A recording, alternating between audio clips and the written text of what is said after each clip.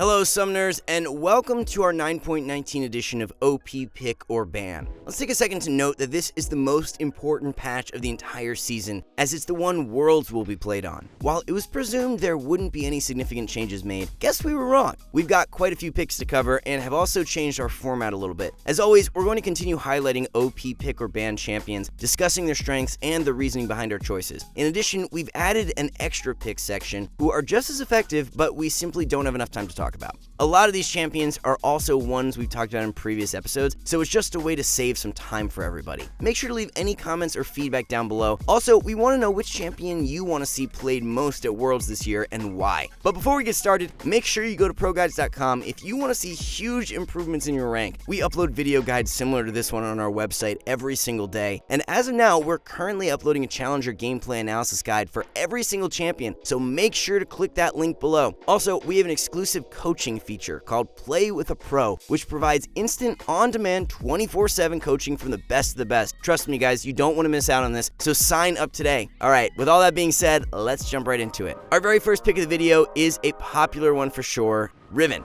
Only Riven, master of all four abilities, could stop her team from feeding, but when Riven mains needed her most, she vanished. This patch she received some changes that are a partial compensation buff to the nerfs she received on her shield previously. Her Q no longer scales down with level, while her E's cooldown has received a cooldown reduction at all stages. These buffs are pretty exciting because a lot of Riven enthusiasts haven't been very enthusiastic about playing her ever since her last set of nerfs. The increase on her E's cooldown was far too significant for Riven to maintain her stance as an impressive OP pick. These changes should give her a little bit more freedom, and who knows, we might even see her picked at Worlds because of them. What makes Riven such a strong pick is how hard she can dominate her winning matchups and how reliably she can survive her harder ones. She lost a lot of that reliability when her E got nerfed, but should be able to stand her ground a little bit better since she's getting that small buff to it this patch. Riven has damage and mobility, which are the two characteristics that most 1v9 champions have in common. These two things combined are simply the best enablers to make game-winning plays. Champions like Aurelia, LeBlanc, Yasuo, and Vayne are iconic solo Q stompers, and guess what they have? Yeah, you get the idea. With them, you can team fight, make picks, flank, and split push. You have every option practically, so you can always go for whichever one is most likely to pan out favorably. Our next pick is Fiora. While we've mentioned her in other videos, she's received a major buff this patch, allowing her to take turrets much faster than before. This was a well-needed buff because it felt like Fiora just wasn't getting rewarded enough even when she played well. By having more split pushing pressure, there's a lot more incentive to pick Fiora, especially versus champions she has favorable matchups into. Although she definitely does have matchups where she struggles, Fiora will usually be able to pick up items and eventually win her battles against them. If you're already comfortable with Fiora, now's a good time to start blind picking her. For those of you who want to pick her up right now, try to pick her into favorable matchups like Aatrox, Mordekaiser, Aurelia, and Kled. If you plan on playing any of those champions we just listed, well, then Fiora is definitely your target ban.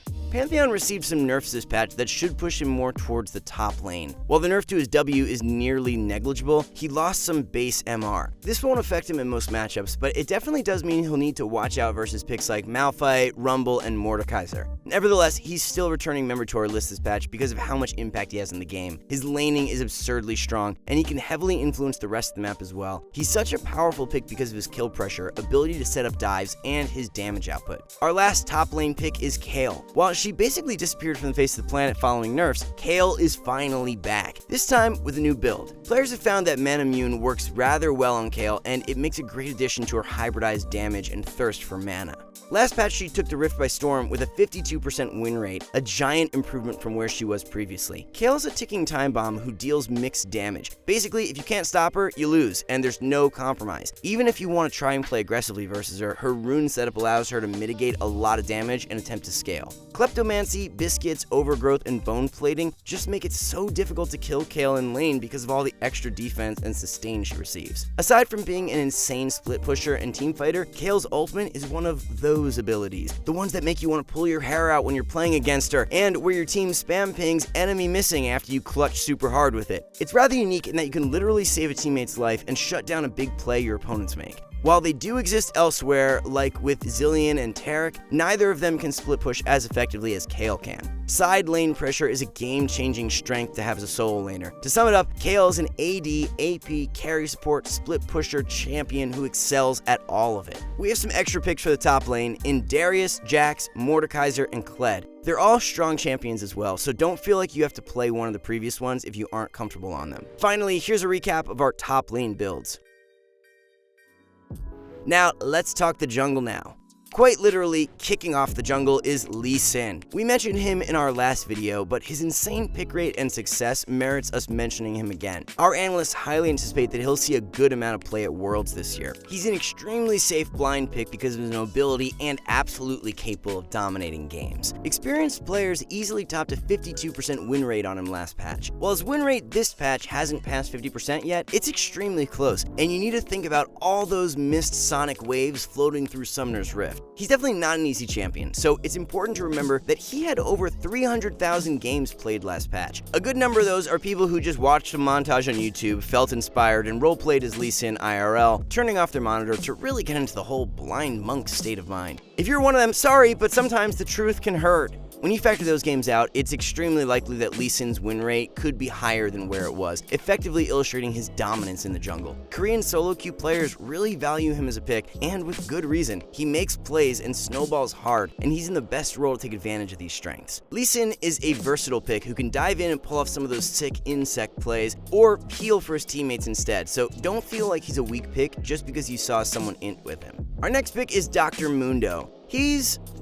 pretty strong, man. This champion is just too tanky, deals too much damage, and is so hard to peel off. In teamfights, your enemies basically have no answer to you. Like your clingy ex, Mundo's clingy and sticks on. Unlike them, however, you can't stop or run away from Mundo even if you want to. If you're struggling to play Mundo, try a level 3 clear and recalling after, as this will help you stay a lot healthier. If you want to brush up more on jungle pathing or the jungle role in general, make sure to check out our YouTube channel and ProGuides.com, where we have a bunch of content to help you out, like our in-depth jungling course with Night Blue 3. A lot of players are running fleet footwork when playing Mundo, and it's easily the best choice on him. Since you're not laning, you don't need a keystone dedicated to trading. While fleet footwork is great on Mundo because of the extra sustain and movement speed, the real kicker is the fact that you get to run the precision tree. Triumph, Tenacity, and Last Stand are all amazing runes on Mundo, and he milks them for all they're worth. Mundo is tanky, deals tons of damage, and is a beast at pretty much every stage of the game. Our third jungle pick is Nidalee. Some of you might find it weird, but Athene's is actually one of the most commonly built as well as strongest items on her. She's another one of those carry champions who also doubles up with their utility as a supportive champion as well. Nidalee's range advantage and mobility make her a terrifying pick in the jungle who can oppress her opponents in so many matchups. What makes Nidalee powerful in terms of her aggressive play is the fact that she can easily chase down her opponents with her passive, pounce, and red buff slow. With the addition of Athene's, Nidalee is also able to save her allies in clutch situations, and also enable her team with stronger siege potential. She's able to play both a carry and support role simultaneously, allowing her to have more impact on games. Players have been finding a lot of success with her, especially in higher elo, so don't sleep on her. In the jungle, our extra picks this patch are Karthus, Elise, and Rek'Sai. Here's a recap of our builds as well for the jungle.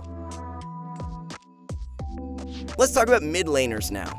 First up is Veigar. This patch, his cage is receiving a huge buff as a result of its cooldown being lowered significantly at higher levels. Although Veigar is typically seen as a scaling hard carry mage, many high elo players would agree that his strongest ability isn't his ultimate or Q, but rather his E. It's one of the best pick making and zoning tools in the game, and the lower cooldown means that Veigar will be able to make more picks and carry team fights even harder now. There's not much for us to break down aside from pointing out that he's more of a utility pick making machine with the Glacial Augment build we're recommending. Being able to one-shot carries is a bonus, but you won't always have the opportunity to do so. Next up is Zed, who's been dominating the mid lane. Zed is a really safe blind pick who can go even or win in almost every matchup. While being one of the most popular picks last patch, he also sported just below a 51% win rate. His mobility, damage, and playmaking potential are reason enough for analysts to highly value him as a pick. He's hard to zone from farm since he can use his Q and has strong roams as well as split pushing. When ahead, he can definitely pose a huge threat in team fights as well. Even if you don't know who you're playing versus, Zed is definitely an above average pick, which is a blessing considering you don't know what you're getting yourself into. If you struggle to play versus him, however, throwing a ban on him is completely justified, so don't hesitate.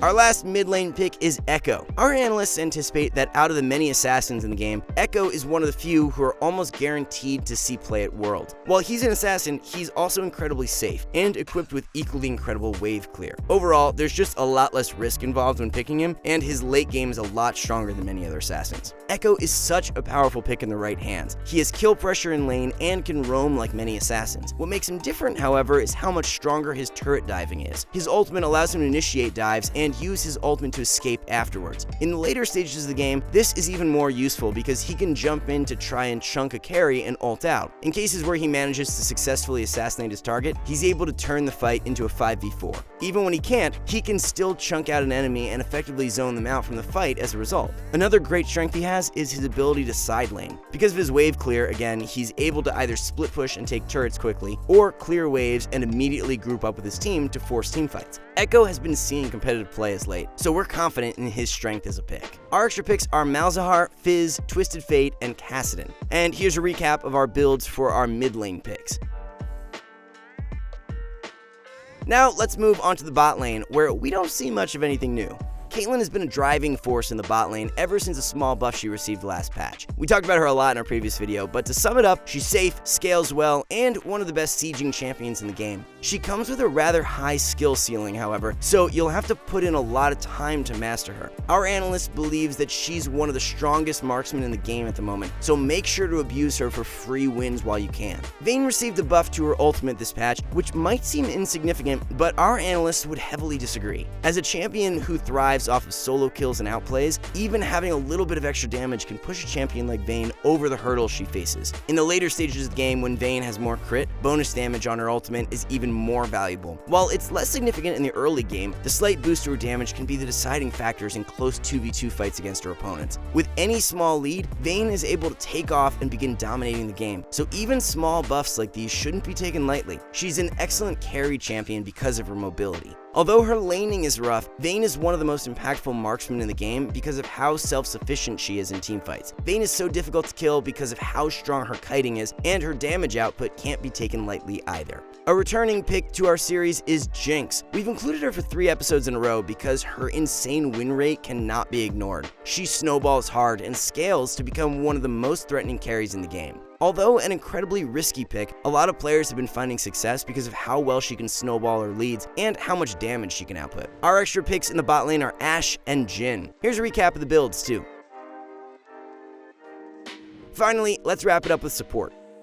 Blitzcrank changes are always something players have their eyes peeled for. This patch, his hook is receiving a range buff, which makes it a little bit more punishing for his opponents. Prior to this patch, his grab's range fell just short of other champions' hooks, but now it's the exact opposite, where his reaches just a hair further than them. All players need to watch out and adapt to the extra range on his hook. Blitzcrank is naturally one of the best champions for carrying games, as long as you land your Qs, of course. It's one of the most impactful and iconic abilities in the game, and can easily be the deciding factor over whether you win a game or not. In lane, he either goes even or loses slightly to many other melee supports, but versus ranged ones, he can be an absolute titan. With the extra range on his grab, he should be able to better punish his opponents for playing too aggressively, and find kills anytime they do. Make sure to take advantage of an early mobility boots rush so that you can impact the map by roaming. Leona is another support who, as we predicted previously, is finding a lot of success as well. Following a small buff to her Q in patch 9.17, she's gained a lot of popularity from the extra kill pressure she now possesses. Like Blitzcrank, or any aggressive support for that matter, she can capitalize on her opponent's poor positioning and snowball lanes out of control. While she might not be able to pull off some insane grabs, she's a lot more reliable, and her impact on the game doesn't depend on a single ability. She has plenty of CC in her kit that can be used both defensively and offensively. Whether she needs to protect her own fed carries or make plays to carry your team on her back, Leona has the tools to make it happen. Like Blitzcrank, early Mobies are a powerful purchase because Leona's roams are equally as impactful. Our final pick is Soraka. Her statistics last patch were stunning and illustrate that she's such a powerful pick right now. Her objective is simple: stay alive and keep your teammates alive. It's not like she's going out of her way to make some flashy highlight reel plays either. Even without insane mechanics, you can carry your games as Soraka by not letting your teammates into your games. While she may struggle against the likes of Blitzcrank, she's definitely still a strong late game champion who's worth picking in pretty much any game. She might not always be the best pick for your team, but she'll always at least be a decent one. All you need to do is survive and farm, and you'll likely outscale your opponents. Her silence also allows her to counter certain aggressive supports like Pyke and Leona, making her an ironic counter pick to some champions you wouldn't expect her to be.